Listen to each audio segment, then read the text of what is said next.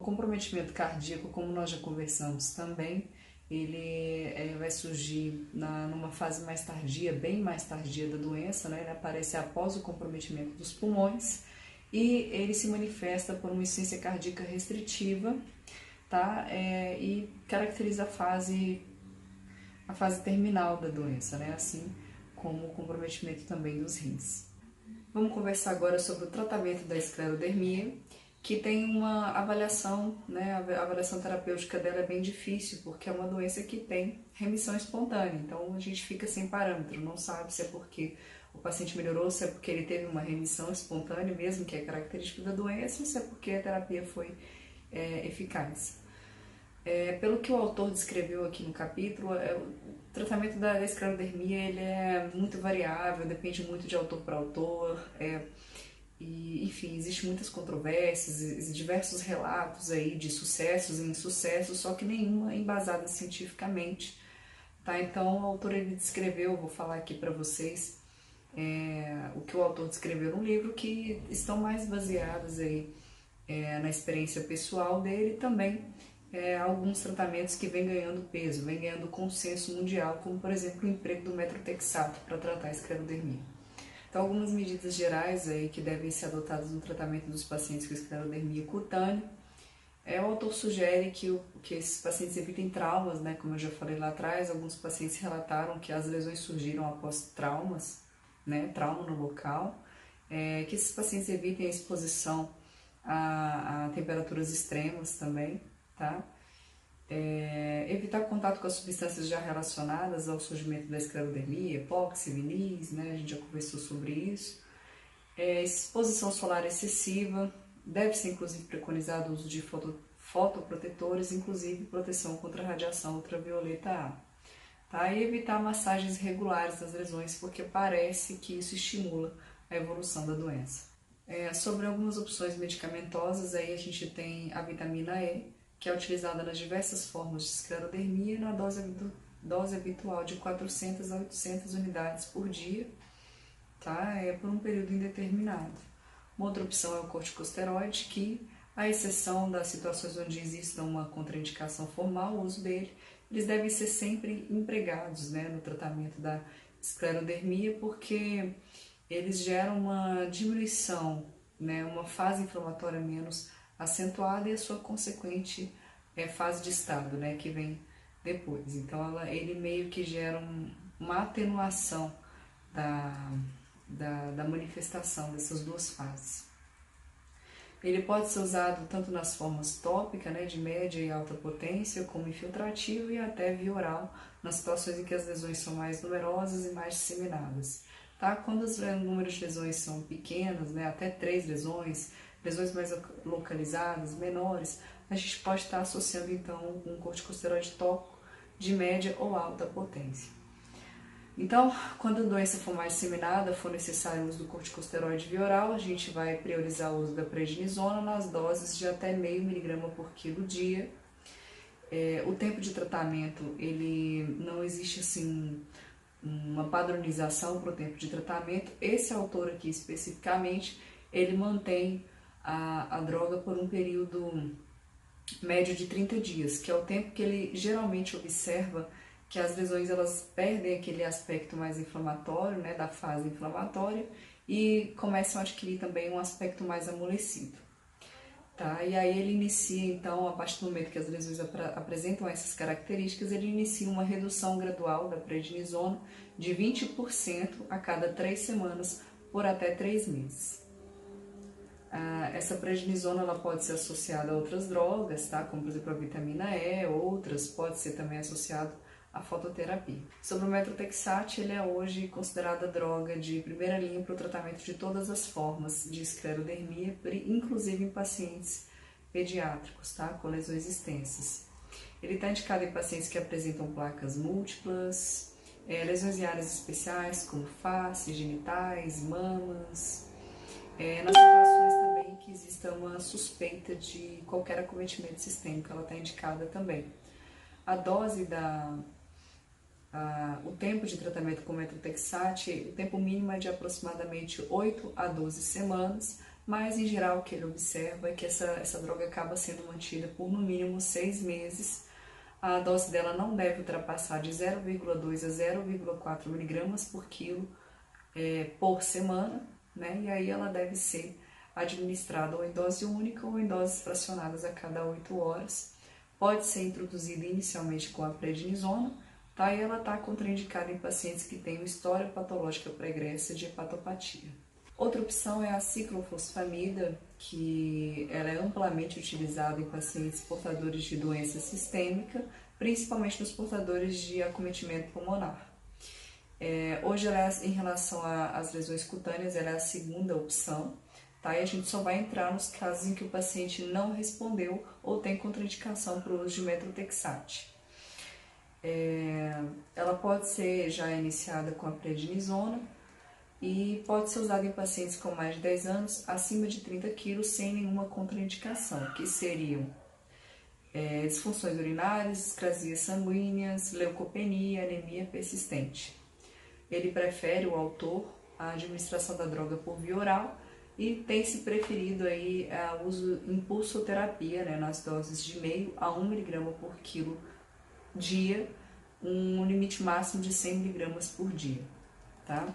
Todos os pacientes em uso de ciclofosfamida devem fazer avaliação periódica, né, a cada 3 meses, exame de hemograma, né, para investigar se está tendo algum comprometimento dos leucócitos, anemia, e EAS, né, urina do tipo 1, para que a gente consiga surpreender precocemente o aparecimento de uma cistite hemorrágica assintomática, que é o principal efeito colateral relacionado à ciclofosfamida. Nessas situações, né, onde houver um efeito colateral mais significativo, a gente tem que suspender a droga imediatamente. A fototerapia com UVA ou UVB, tá? Existem muitos relatos na literatura de uma melhora significativa, né, uma evolução bem favorável aos pacientes que têm experimentado o uso da fototerapia, principalmente nos pacientes que têm formas cutâneas extensas, mas inclusive ficou observado uma melhora nos pacientes também com a apresentação sistêmica da doença. A melhora dessas lesões ela é observada rapidamente, tá, num número considerável de pacientes. Apesar dessa melhora nítida nos pacientes que fazem uso dela, ela não deve ser usada em monoterapia nos pacientes que tenham lesões muito disseminadas e qualquer evidência de lesão sistêmica, tá?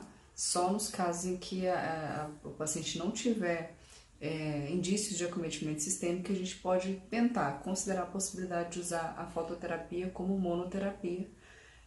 Algumas literaturas vêm dizendo aí que a mais indicada seria a fototerapia com UVA1, mas não existem assim embasamento científico que reforcem isso, né? De maneira geral, a gente consegue observar bons resultados com as duas. Sobre o micofenolato mofetil, ele já tem entrado aí na disputa como uma das drogas de primeira linha para a doença sistêmica, na esclerodermia, tá? E ela tem demonstrado uma alta eficácia nas lesões cutâneas e nas formas extensas, tá? A indicação dela, por enquanto, é mais ou menos parecido com a da ciclofosfamida, então entra nas situações em que o paciente tenha contraindicação ou não tenha tido resposta com o uso do methotrexato, dose preconizada de 2 gramas por dia, até a melhora total das lesões ou dos sintomas, e a partir daí a gente vai fazendo uma redução progressiva ou manutenção nos casos de doença sistêmica. Na esclerodermia, em relação ao uso dessa droga, a gente não tem estudo suficiente na população pediátrica. A xilocaína por via endovenosa vem sendo usada aí de maneira empírica para aliviar o desconforto dos pacientes portadores de desconforto respiratório ou digestivo, tá? Ela é uma droga que tem demonstrado sucesso aí no alívio imediato do sofrimento do paciente, mas infelizmente tem uma duração, tem efeito muito curto, né? O paciente deixa de responder à morfina depois de 3 a 4 sessões. Tá? Então, por esse motivo, ela deve ser uma droga que tem que ser usada esporadicamente.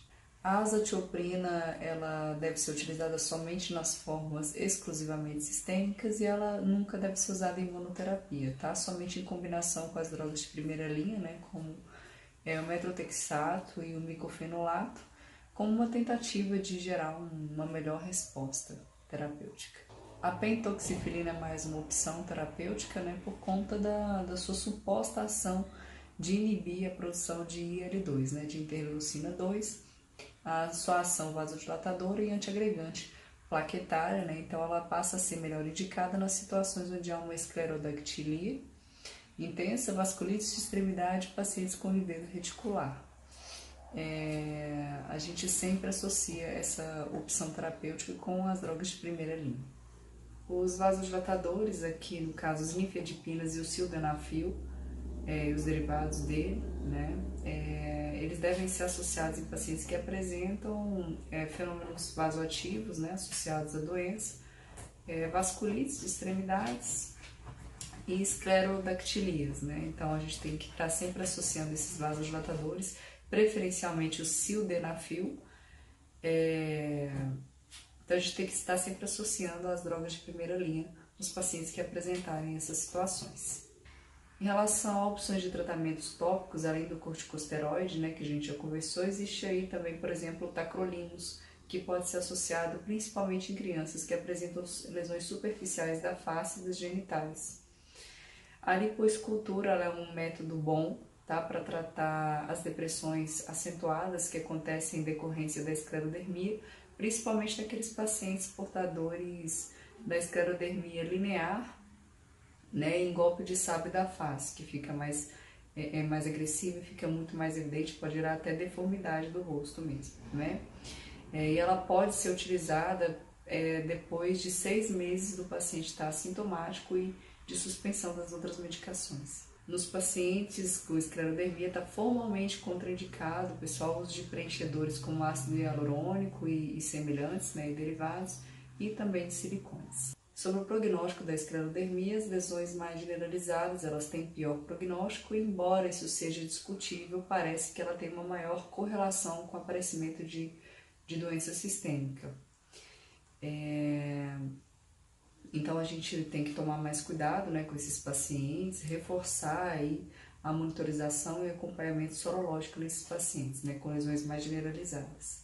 A esclerodermia sistêmica ela tem um prognóstico reservado, né, como já ficou bem nítido aqui durante todo o vídeo, mas a gente consegue melhorar bastante a sobrevida desses pacientes e até a qualidade de vida deles com uma terapêutica eficiente e precoce, tá? As formas cutâneas elas podem evoluir em surtos e o intervalo de surgimento das lesões é variável, mas o que o autor observa é que o mais comum, né, é que o paciente apresenta uma evolução progressiva durante o primeiro ano da doença. A impressão que fica para o autor, tá? Como eu já disse para vocês, a esclerodermia é um assunto assim bastante precisa haver uma evolução muito grande ainda, uma área que está pouco estudada, sabe-se pouco sobre essa doença, tá? Mas a impressão que o autor tem é que entrando com um tratamento precoce, você consegue diminuir os surtos, consegue prevenir os surtos futuros da doença, tá? Ele até especificou que isso é a experiência dele observando 78 pacientes por 8 anos, né, com esclerodermia cutânea, que estão todos em remissão total da doença. Então, eu espero ter ajudado vocês. A minha referência foi a 3ª edição do Belda. Então, eu espero que eu tenha ajudado vocês. Muito obrigada.